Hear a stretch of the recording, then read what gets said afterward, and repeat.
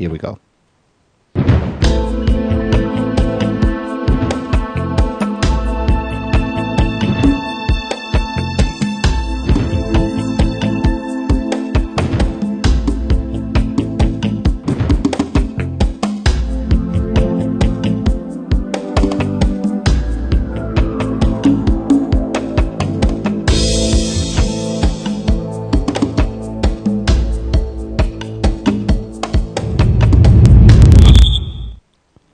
Hello everyone, I'm Rick Zanotti with eMediaChat, and here we are. This is I think it's our third or fourth episode already, and today we've got a very special guest, but before that, let me introduce you to our co-host.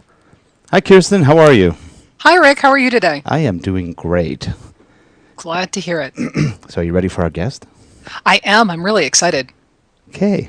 Today we've got Larry Jordan, and Larry is one of the premier, I think he's one of the premier trainers in e-learning video training. He is a great trainer of products like Final Cut Pro, Final Cut Pro 6.7X, as well as a lot of the Adobe Creative Suite products, including Adobe Audition. He has done an enormous amount of work in training. He's got several websites we'll go into in a couple minutes.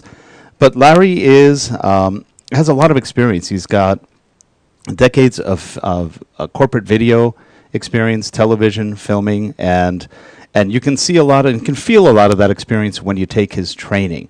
And without any further ado, hi Larry, how are you today? I'm doing well. Thanks for letting me be on the show. Oh, thanks for coming on. We really appreciate it.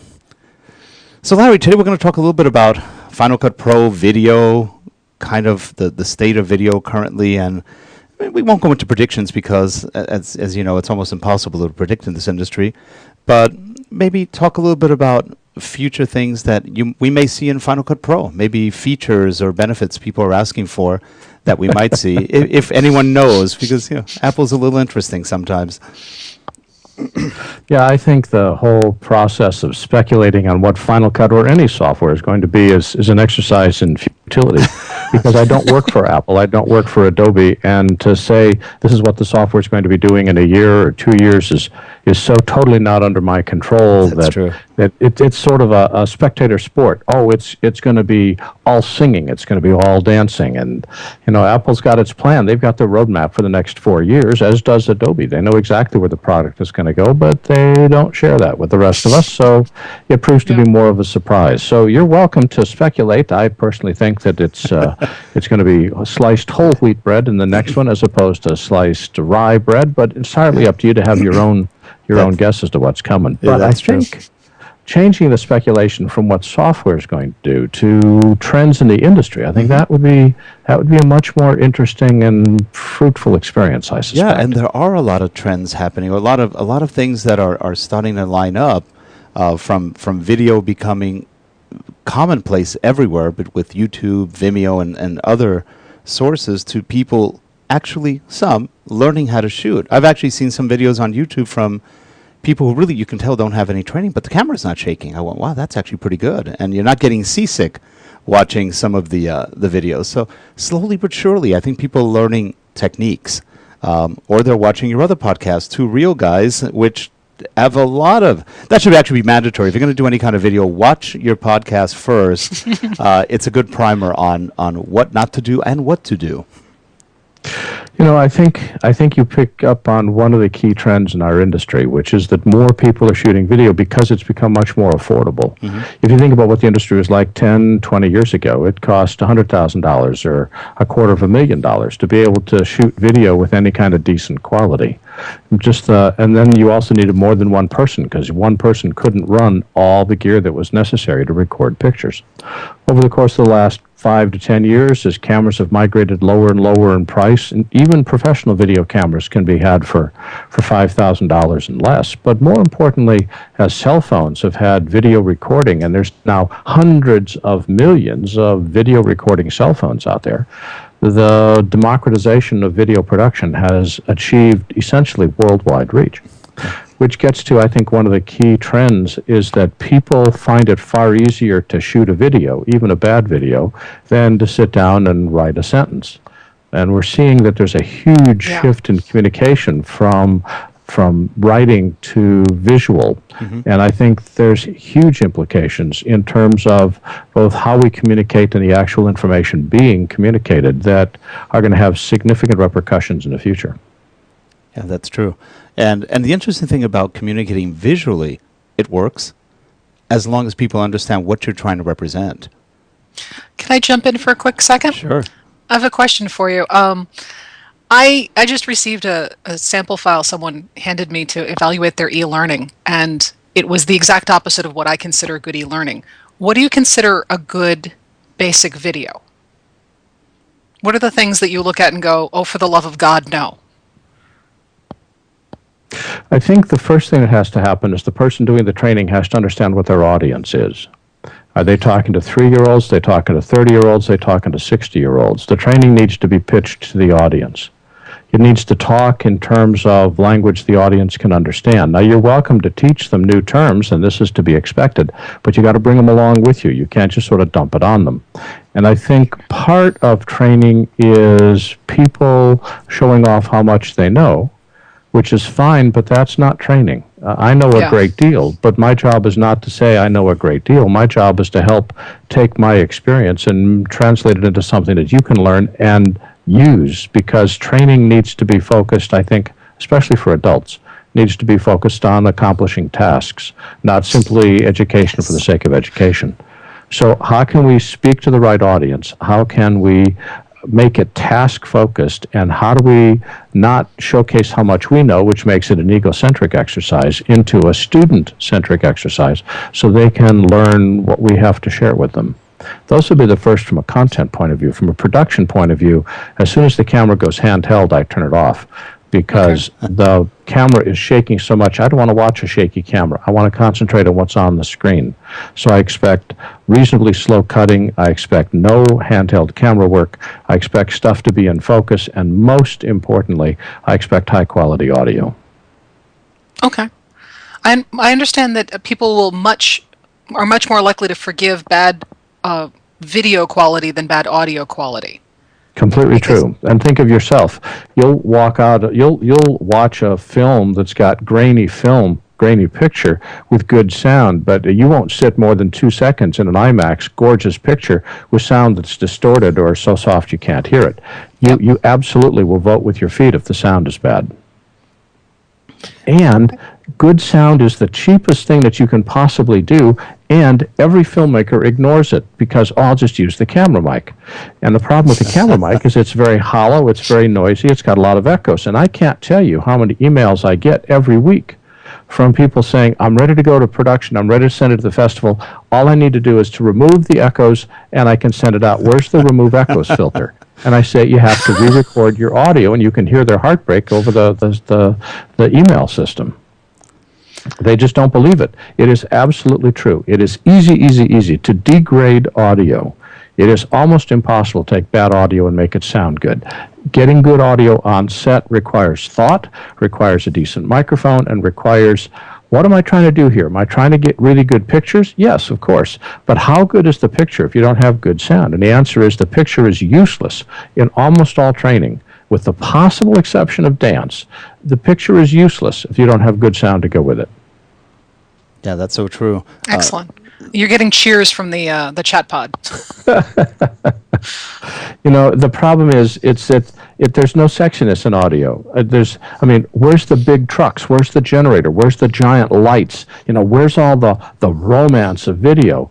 But what you don't know is in a Hollywood film, everything that's recorded on set, after they're done recording on set, all the actors go into a soundstage and they re-record every piece of dialogue in the finished film, which is how it's so tight.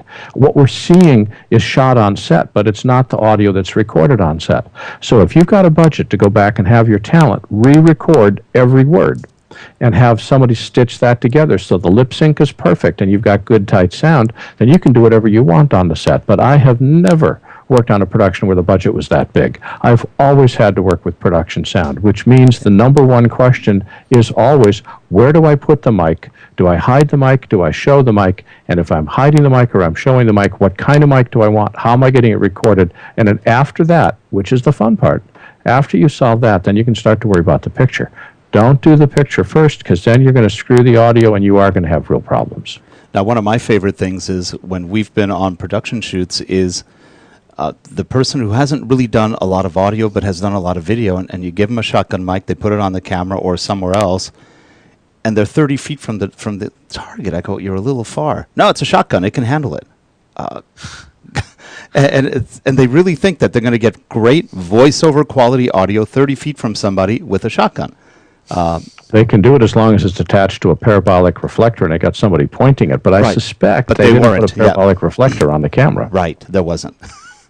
In the chat room, Jeff said that Rick got me to buy a good microphone to put on my camera. Good job. Yay. What did you get? It was the Rode stereo mic, I think. Oh, no, the NTG2. It was the NTG2. You got to be really, really careful with stereo mics. This is something that people say, oh, I've got to record in stereo. And my question is why? Now, Kirsten, you get the hard question. You sitting down? Yes. Okay, now, when you checked yourself in the mirror this morning, as you don't even need to put makeup on, for heaven's sakes, but as you were just making sure your hair was on straight, okay, how many mouths do you have? As far as I know, one. Right. So therefore, why are you recording one person talking with a stereo mic? Are you speaking out of both sides of your mouth again? Say no. Not usually. Good. So therefore, one mouth, one microphone, which comes into your camera and it gets recorded on one channel. You always, always, always record the person speaking as a single microphone, single channel recording, because now you can adjust the levels and pan it wherever you want. As soon as you start to record with a stereo microphone and you're recording dialogue, you are hopelessly hosed, because there is no way to pan a stereo file anywhere except the center or coming out the left and right speakers. You can't adjust it. You can't shade it slightly to one side or the other. You've got very, very limited control unless you delete one of the tracks, which means that you just threw away half the audio that you recorded. This is the biggest mistake that the beginning people make, is they assume I'm going to have stereo output, therefore I have to record with a stereo mic. You don't. You always record with a mono mic. You can make mono stereo. Your audio software, your video editing software does that automatically. But you always want to come in with a mono recording. Nice, tight sound. And the other problem is that actors and narrators get excited, especially people that haven't been on camera before, and they're nervous. So they take a big lungful of air, and the very first word out of their mouth, every time they take a deep breath, is just hammering the microphone because it's so loud. Then as they run out of air, the voice gets softer and softer and softer till you can't hear it anymore. And so you're running this roller coaster of levels. So you always want to make sure to record your dialogue on set a little soft, just a little. So when they hammer the microphone and that first word comes out and it's really strong because they got a ton of nervous energy behind it, you don't distort the audio. Then we can level that out in audio mixing later. But you always got to be sure to record the audio on set down just a little bit, record it with a single mic, record it with a mono signal, and you're going to have really good audio that you're going to be able to make all kinds of wonderful things happen with later. But recording stereo is a disaster, and recording with a shotgun mic that's too far away from the talent. Shotguns are designed to work 2 to 2.5 feet away from the talent. So if you've got a 10 to 15 feet, you're picking up too much extraneous room tone. It's getting too grainy, getting too noisy, getting too echoey. There's no way you can fix it. It was damaged during recording, and it can't be fixed later. Lavaliers on the chest, shotguns 2 to 3 feet away, long shotguns maybe 4 to 5 feet away, but microphones are designed for up close. The farther away they get, the worse they sound. Yep. And by the way, that was an NTG2, Rode NTG2 that Jeff got. Yep. And took Larry's advice from his FCPX course and also bought cordless as per Rick's advice too. Which one did you? Rick is just a wizard of giving good information. I can spend anyone's money. It's really easy. So, yeah. We just got brand new wireless at work. We got the Shure, PG3, I think it is, PG3, PG5, I forgot the model number. They sound pretty good. They're not bad. It's an interesting, Shure's not too bad. I used to get the Sennheisers, and our video guys and I would say, no, get the Shures. All right, well, we'll try those. So far, so good. Happy. Cool. I'm a big fan of trams, TRAM for lavaliers, and Countryman for lavaliers. Countryman's are nice. And for short shotguns, I'm a big fan of Sennheiser. Okay. We've got two of the Sennheiser short ones, but not the high-end ones. But they're pretty good. They're in the 250 range. We don't have the, what is it, the 416 is the one everybody seems to love. I think that's correct, yes. It's a beauty. I've got a lot of voiceover friends who use that one, and they sound good. It's a nice one. I've got the Rode NTG3, which is also pretty much equivalent to the 416.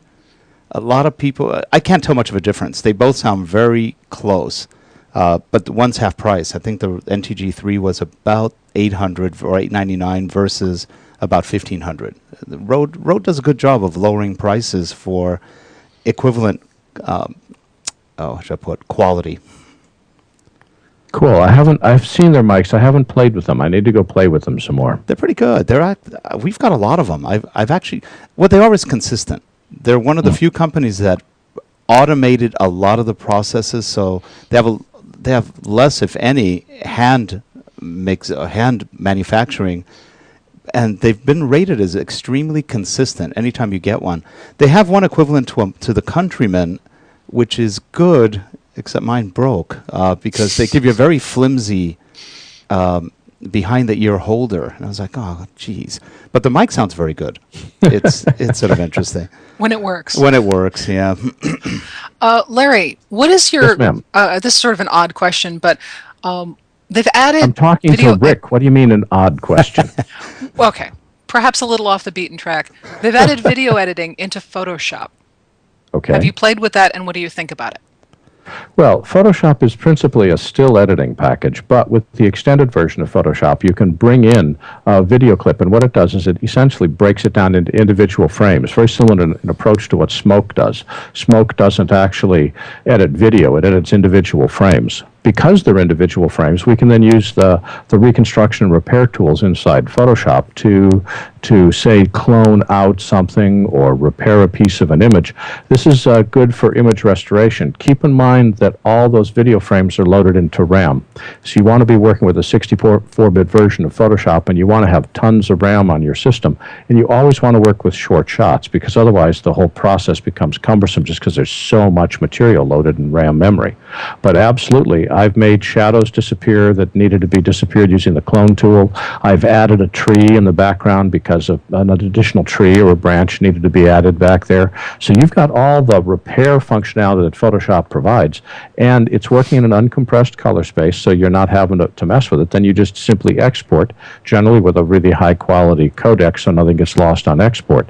But it is time consuming. If you're going to do this for a client, you got to charge them for your time, because it's going to be you're essentially editing 30 frames or 60 frames or 24 frames a second. You've got a ton of work to do, even for a short 5-second shot. It's over 100 images that they've got to match. You can't simply have the border shift.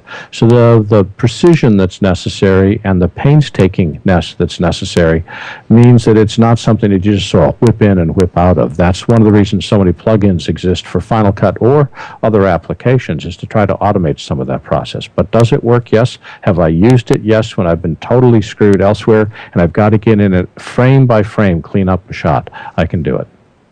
Oh, great. I've seen it done. I was impressed. I haven't tackled it myself yet. It's actually pretty fascinating, and it does work. If your machine is fast, it works pretty quickly.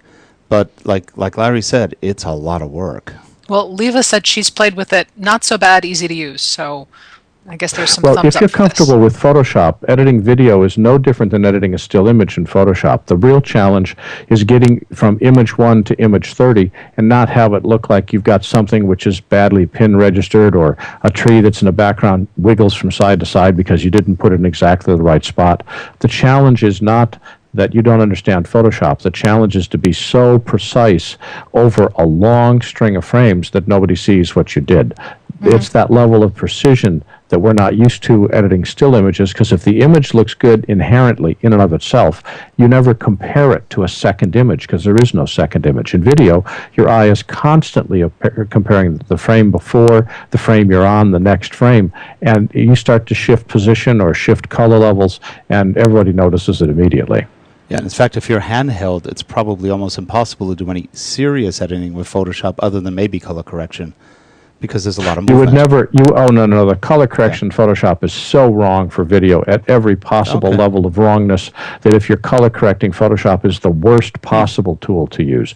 It is completely, there's no scopes, there's no vector scope, there's no waveform. The histogram is a wonderful tool for still images. It's completely useless for video. So for color correction, Photoshop is your enemy, not your friend. But for image repair, making stuff appear or disappear, the clone tools, for instance, there's nothing like the clone tools in video.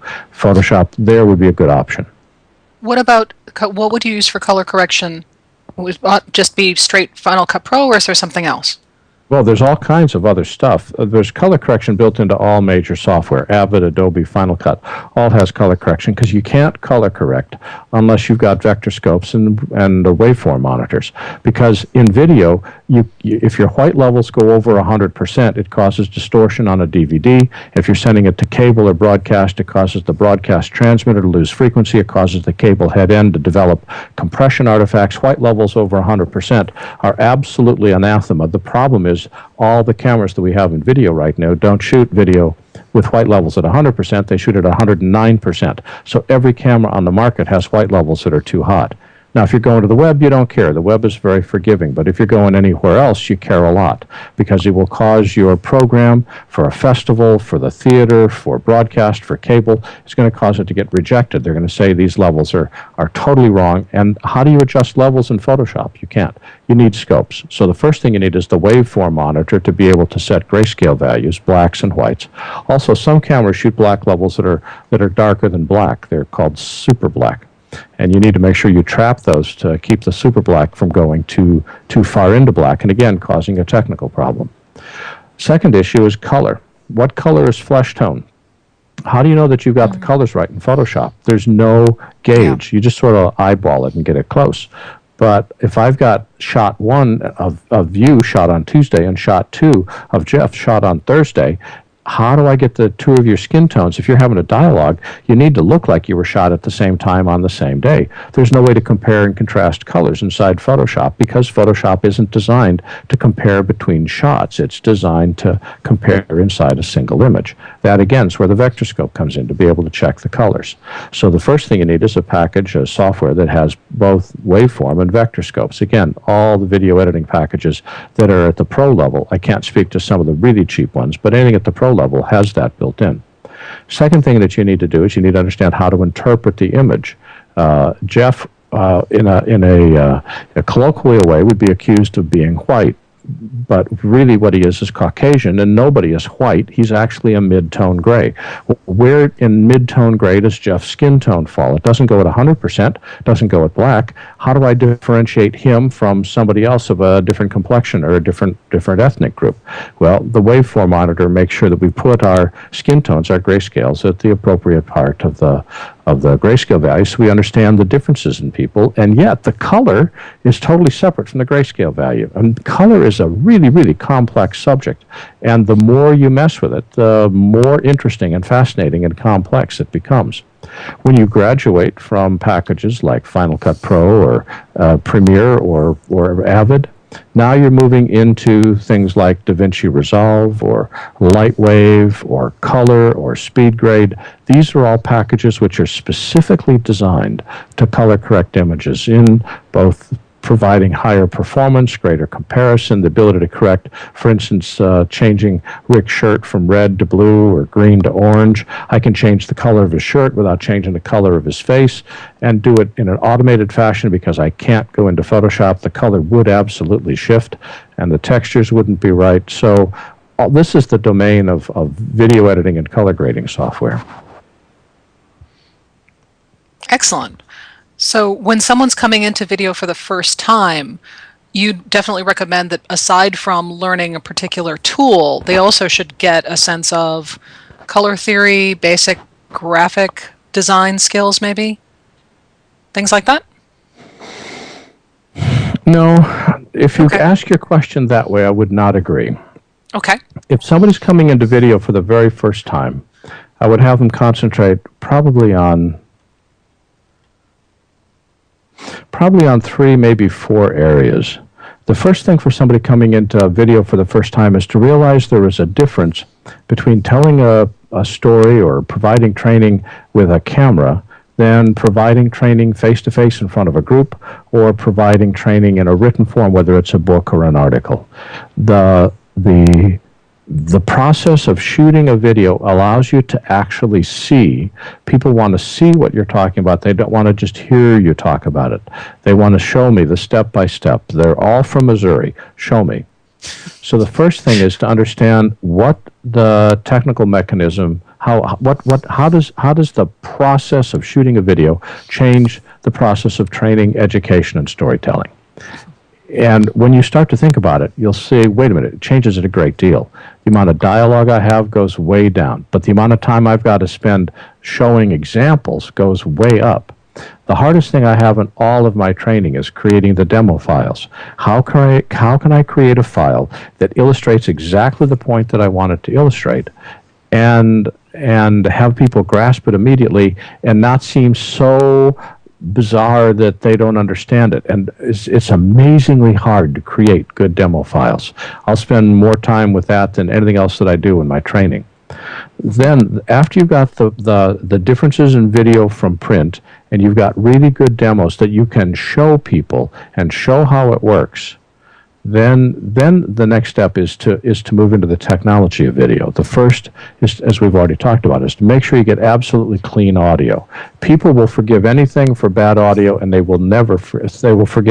people will forgive everything for good audio, and they will never forgive bad audio. So the first thing you've got to do is absolutely positively, without any doubt, make sure you've got the whole audio side nailed down. The right gear, the right levels, the right editing software, you understand how to process it, and this takes a little bit of practice, and training won't hurt. Then the third step is to think about, what is the camera? The camera is the eye of the audience. The eye of the audience does not want to be grabbed and shaken. They're learning. They're busy watching. They're studying. They don't want to have the camera look like it's having paroxysms of delight. They want it to be clean, simple, because learning is not the same thing as entertaining. If we're entertaining, we're doing something different. If we're learning, we want to make sure that the camera becomes a channel through which education can flow. Now, I'm not saying that we have to be boring and dull and stupid, but you're not going to grab the camera and shake it all around and cut every half a second and have bizarre angles, because we're not trying to capture the eye of the viewer. The viewer has already committed to watching this training. What we need to do instead is to show them step by step exactly how all this works. And that's a different process. When you want to, what we're doing is we're revealing how something works, whether it's an insurance policy or the repair of an engine or gardening or video editing, whatever it is. We're trying to show step by step how you yourself, after watching this training, can do exactly the same thing the instructor does. That's an entirely different way of shooting than you're shooting a boy band that has no talent. So you're trying to hide the fact they've got no talent. You're trying to get them to highlight the fact that, that they can dance even though they can't. Well, now I'm into obscuration, I'm into hiding, I'm into distraction, I'm into everything that is exactly what we don't want for training, which is avoiding having people discover the facts. With training, we want to make sure people can easily discover the facts. So, one, make sure you understand the differences between video and book telling. Number two, nail the audio. And then number three, keep in mind that the camera is the point of view of the audience, and that totally changes the way that you produce your shots. Excellent. So next question would be, which do you think is harder, producing video for entertainment or producing video for education? Oh, entertainment. Oh, without question, is harder. I'm not saying that producing video for education is easy, but producing video for entertainment is harder because look at who the competition is. The competition is ABC and CBS and HBO and Showcase, people that are spending $2, $3, $4, $5 million an episode to create a show that millions of people want to watch. This is the standard against which all entertainment programming is judged. How good is your lighting compared to NCIS? How good are your actors compared to HBO's Mad Men? How good is your dialogue compared to the scripts that you get on Modern Family? I mean, this is the standard. The standard is extraordinarily high, and the budgets are high as well. You don't say, well, No producer ever says, well, I only had $50,000 to work with. If you've only got $50,000 to work with, how do you achieve the same look, feel as a $2 million program? That is not an easy question to answer. It's answerable, but it's not easy. And so you need to think through what that's involved. With education, you only need to be as good as the best person in that genre. If you're doing gardening, who's the gardening leader? Your quality simply needs to equal them because, again, you're doing educational training. People don't want all singing and all dancing, all camera movements. They want to know how to garden. And that means that your competition is now only as good as the people that are in that same space. You're not expecting NCIS. That's not why you got a gardening video. You got a gardening video because you want a warm, identifiable host. You want somebody that you're comfortable listening to for hours on end, someone that's acknowledged expert, someone that has a presence either in audio or video, someone that makes you feel like you're included as part of the group, not too dumb to figure this out. This is the sort of character you want with the host, and then you want pictures that illustrate what that host is talking about. That's an entirely different standard that you have to meet and much more achievable for low money. Now, Larry, what do you think of the trend, which has been around for now probably a good decade, of extremely fast cuts? Part of it's, like you said, to hide maybe bad quality talent, but it seems to be prevalent everywhere. Even football games drive me nuts now. There is so much animation going on. Sometimes it's like, okay, can we get back to the game? It just seems to be a trend that I don't know if it's going to go away, but it sure is at least a little bothersome in some respects. Some people love it. I find it a little tedious. I think you have to ask yourself, why is the cutting going on? And what's the cutting supposed to do? The purpose behind a cut is to reveal more information to the viewer. So if nothing is going on, you cut fast to lend a sense of urgency, a sense of energy to a scene. So whenever there's fast cutting going on, I know that one of two situations is true. One, they're either not paying attention. One of two situations is true. One, there's nothing going on and they're trying to hide that fact. Or the people that they're shooting have no talent and they're trying to hide that fact. So it's always an indication to me that something is being hidden from the audience with the really fast cutting. Now, in a feature film, in an action sequence, fast cutting is used to make sure the audience never really understands what's going on. They're off balance because generally in a chase scene or some sort of fight scene, you're not exactly sure what's happening. You know that the hero is in trouble but you want the audience to be off balance and you want the audience to be struggling to keep up with what's going on, which is why the cutting is so fast so the audience doesn't get oriented. Okay, that's a very conscious decision of how to throw the audience off the scent. But with much of video that's being done today, fast cutting is, I cut fast because I can. I cut fast because otherwise why do I have all these cameras? I cut fast because the people don't have any talent. I cut fast because it really is boring and we need to get some energy in here, so let's just speed up the cutting. What they need to do instead is to take a look at why it's boring and stop making it boring and make it interesting. But that sometimes requires skills on the part of the people in front of the camera that they may not have. And the other thing is the excessive, and I think rather than good use, but excessive use of motion graphics. Motion graphics and, I guess I'd say just motion graphics on the whole, where you may have very long sequences. Oh, no, here's the other one. Things like somebody buys Sapphire Edge, or they buy one of the New Blue, or whatever filter package, and then every scene has filters on it to the point of, okay, the person's now been green, blue, old-fashioned TV, new. I mean, where are we? And it's like the first person who ever gets into digital publishing and finds fonts. Yeah. Like, oh my God, I've got 100 fonts I can work with. Let's put them all on one page.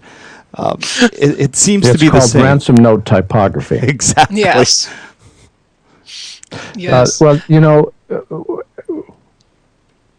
If you've never been in a candy store, you suddenly walk in the candy store and you realize you've got all these wonderful choices. How can you not take one of everything?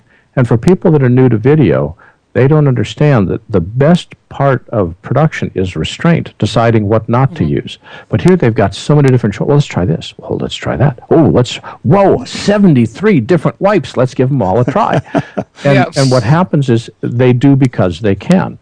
And the problem is there's a lack of role models right now. There's a lack of accessible role models where people say, you really don't need to do a wipe on every shot.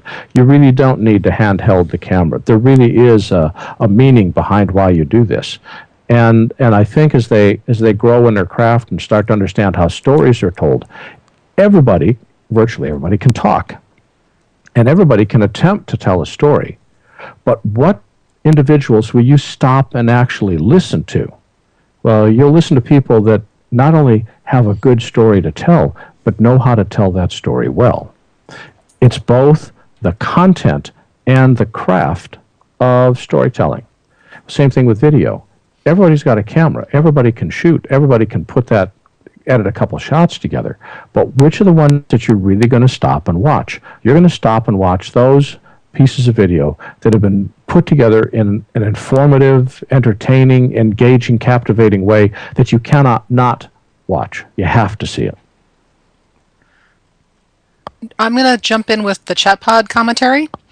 Jeff said that the fast cuts definitely is an issue, but there's the other way when people stay too long on a shot sometimes, and that sometimes the best special effect is the one that no one notices. He likes. Without question. He's absolutely right there. Now, there's a movie called Serenity, and the person who was setting it up, Joss Whedon, had done one very long tracking shot across 2 floors, and when he was describing it on the DVD, said it was to give people a sense of comfort and continuity and to introduce all the characters in this one area, but that he didn't break the shot up at all so that they would feel safer. And I thought that was an interesting way of describing it. Another way to think of it, there's a couple of shots. There's one in Sense and Sensibility where it's a giant dance scene, and the camera is on a handheld, and it starts at one end of the dance hall, walks through 4 rooms, and we see all the different subplots that are going on. The father with the distraught daughter, the 2 lovers trying to escape, the bad guy trying to get in, and it's just wonderful walking through the crowd shot, and it makes you feel like you're there. Remember, the camera is the eye of the audience. And when we're taking a long shot, the audience gets to be an audience. When the camera's cutting more quickly, the audience is sort of less involved. They're more voyeuristic.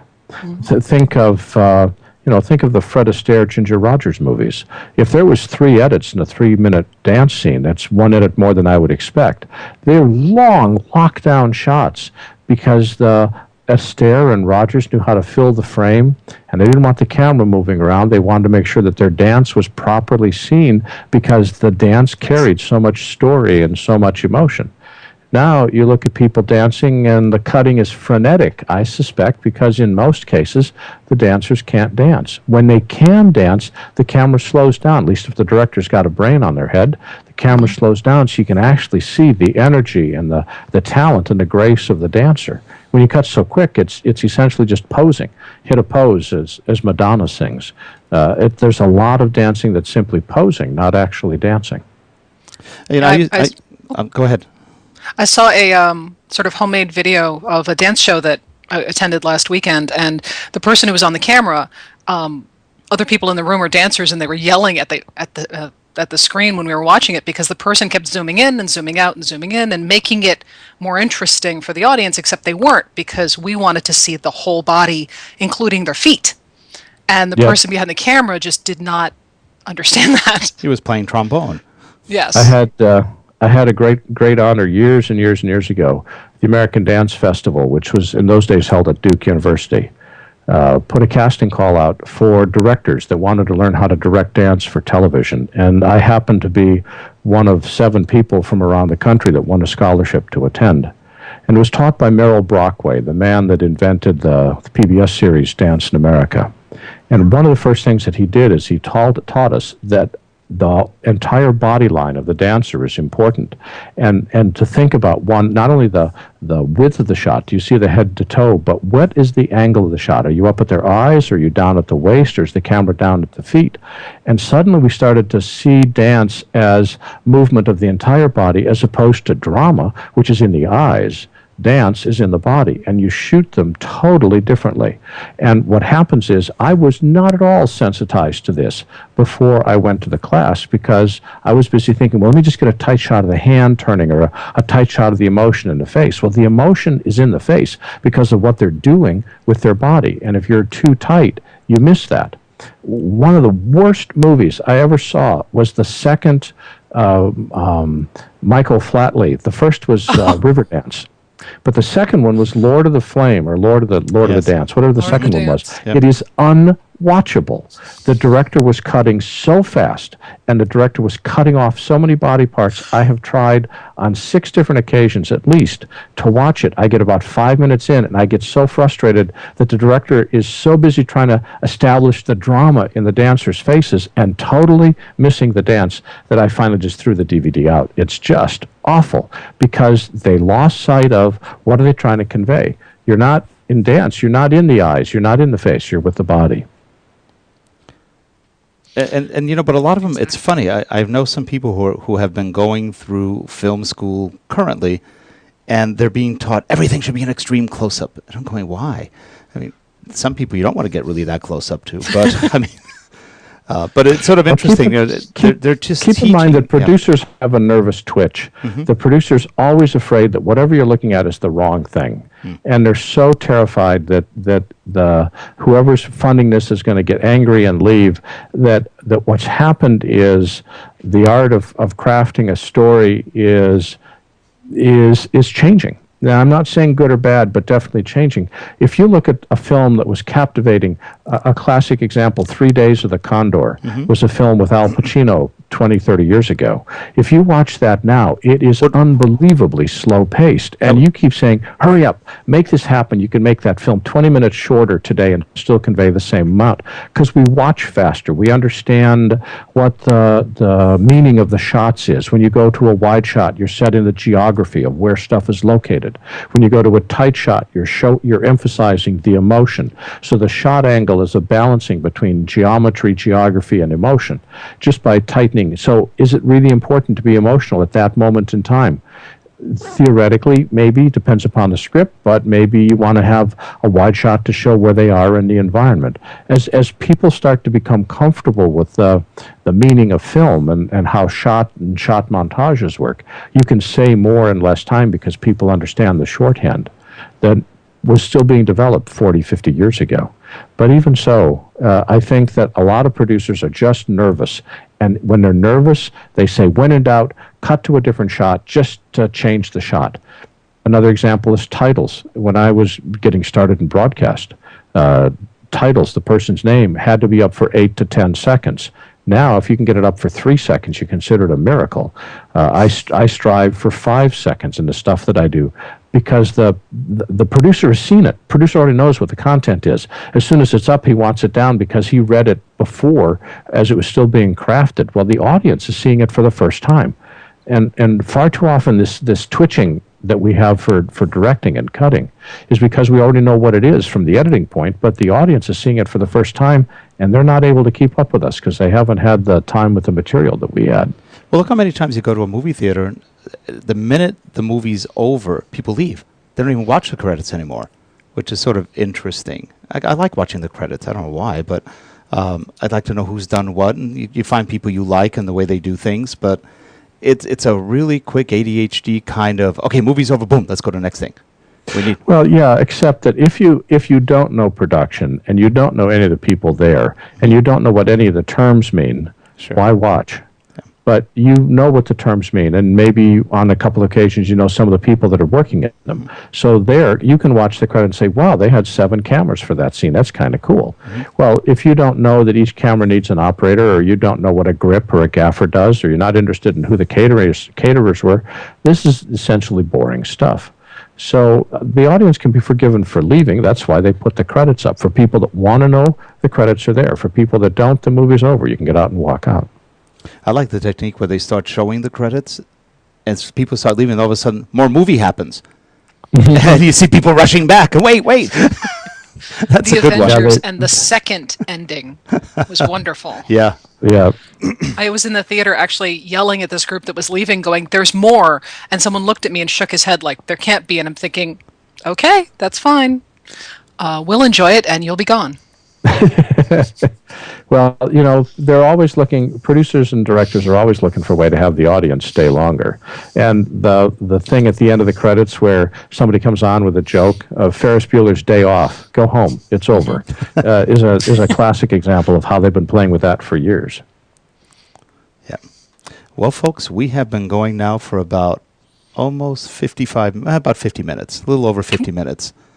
So I think Can we go another 3 hours? We could. We can go 3 weeks. Well, everyone in the chat pod agrees with me that you're fantastic. This is great. Oh, you're very kind, and thank you, everybody in the chat room. I appreciate that. And for all of you watching, if you need to get a hold of Larry, and you should get a hold of Larry. If nothing else, you should sign up for his training. It is well worth the investment. And you can go to, and let me bring it up again, it's larryjordan.biz. You can sign up. They have monthly subscription, yearly subscription. It's just a very good program on the whole, and lots of stuff to be learned. Thank you. I appreciate the kind words. Oh, you're more than welcome. We appreciate the training. So, Indeed. Indeed. And anyway, well, you got two people right here. Well, I don't know if Kirsten's gone into this yet. She probably will.